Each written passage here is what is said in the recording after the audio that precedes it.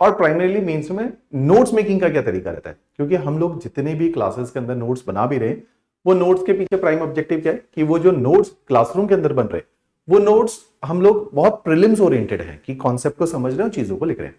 But when it comes to mains examination, तो उस mains examination के अंदर हम लोग क्या करें, जैसे ये मेरा मतलब आजकल मानना है और मैं इसी चीज को काफी ज्यादा प्रेस कर रहा हूं और इस पे काफी इंपिटस देता हूं कि इस तरह से अगर आप मेंस एग्जामिनेशन में नोट्स मेकिंग करो तो आपको कोई भी किसी भी प्रकार की प्रॉब्लम ना फेस करनी पड़े। तो उसके लिए क्या तरीका है कि मेंस के अंदर सबसे बड़ा चैलेंज क्या है, हमें प्रीलिम्स के अंदर एमसीक्यूज दिए हुए, एमसीक्यूज के अंदर 4 ऑप्शंस हैं, उन ऑप्शंस के थ्रू आपको चीजें याद आ जाती हैं कि किस तरह से जो है आपने पढ़ा था, वो 4 ऑप्शन देखोगे तो याद आ जाएगा। लेकिन मेंस एग्जामिनेशन जैसे ना कई बार बच्चे कंप्लेन भी करते हैं प्रीलिम्स एग्जामिनेशन बड़ा फैक्चुअल है हिमाचल का, जो कि है भी up to a certain extent, लेकिन मेंस में ज्यादा रट्टा है, क्योंकि मेंस में तो आपको सारी चीजें मेमोराइज होनी चाहिए, क्योंकि वहां तो आपको कोई हिंट ही नहीं है। जैसे प्रीलिम्स में तो 4 ऑप्शन दिख रहे हैं, लेकिन मेंस में क्या दिख रहा है, उसमें तो सब कुछ आपके दिमाग में उतरा हुआ होना चाहिए ताकि वहां पे आप उसको लिख पाओ। तो इसलिए बड़ा मुश्किल है मेंस एग्जामिनेशन। तो मेंस इज मोर रट्टा देन प्रीलिम्स एग्जामिनेशन, क्योंकि सब कुछ मेमोराइज होना चाहिए। तो उसके लिए क्या तरीका है कि अगर तो हम सब कुछ पढ़ लेंगे, जो कि हम जनरली पेपर में करके जाते हैं, यदि हम सब कुछ ही पढ़ लेंगे तो वो सब कुछ तो याद नहीं हो सकता, क्योंकि हमारे ब्रेन की कैपेसिटी याद रखने की। और हम लोग जनरली क्या करते हैं, प्रीलिम्स के नोट्स और मेंस के नोट्स इंटीग्रेटेड बना लेते हैं, अननेसेसरी प्रीलिम्स के टाइम पे मेंस को रिवाइज करें, मेंस के टाइम पे अननेसेसरी प्रीलिम्स को जो है रिवाइज करें।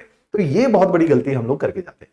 जो मेरा जो मानना है पर्सनली कि मेंस को अलग कर दो, बिल्कुल अलग करने का क्या मतलब है कि मेंस के नोट्स मेकिंग केवल QA फॉर्मेट के अंदर ही होने चाहिए। QA फॉर्मेट क्या है कि क्वेश्चन आंसर फॉर्मेट में हम नोट्स को बनाए। क्यों ये ऐसा इसलिए किया जा रहा है कि चीजों को क्रिस्प तो रखो, जितना ज्यादा क्रिस्प होंगे उतना ज्यादा रिटेन रहेंगे, जितना ज्यादा रिटेन रहेगी चीजें उतना इजी टू रिकॉल होगा और इससे आपके दिमाग में बात उतर जाएगी।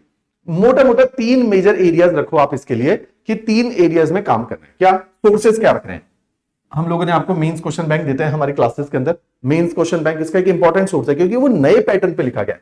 600 क्वेश्चन विद आंसर्स इसमें है। मेरा विशाल सर डॉली मैम का कंट्रीब्यूशन है, बहुत अच्छा रेलिवेंट है।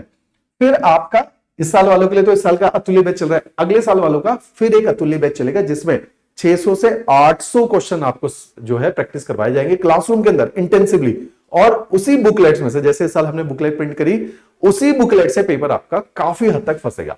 थर्ड लेवल पे अगले साल आपकी एक टेस्ट सीरीज शुरू होगी जो प्री और मेंस की होगी, इसमें मेंस की भी टेस्ट सीरीज होगी। इस टेस्ट सीरीज में फिर आपको 550 क्वेश्चन दिए जाएंगे। तो हम आपको इन तीनों सोर्सेस से मिला के 1600 प्लस क्वेश्चन और आंसर दे रहे हैं। इससे आपका 90% एचएस का पेपर हिट करेगा, बाहर आएगा नहीं इससे, और पहले भी नहीं आ रहा, पिछले 2-3 साल से यहीं से पेपर फंस रहा है। तभी सिलेक्शन रेट जो टेस्ट सीरीज वाले बच्चे हैं, अतुल्य प्रोग्राम के बच्चे हैं, उनका बहुत ज्यादा। तो ये 3 अगर कोई प्रोसेस कर ले तो आपका पेपर बड़ी आराम से निकलेगा।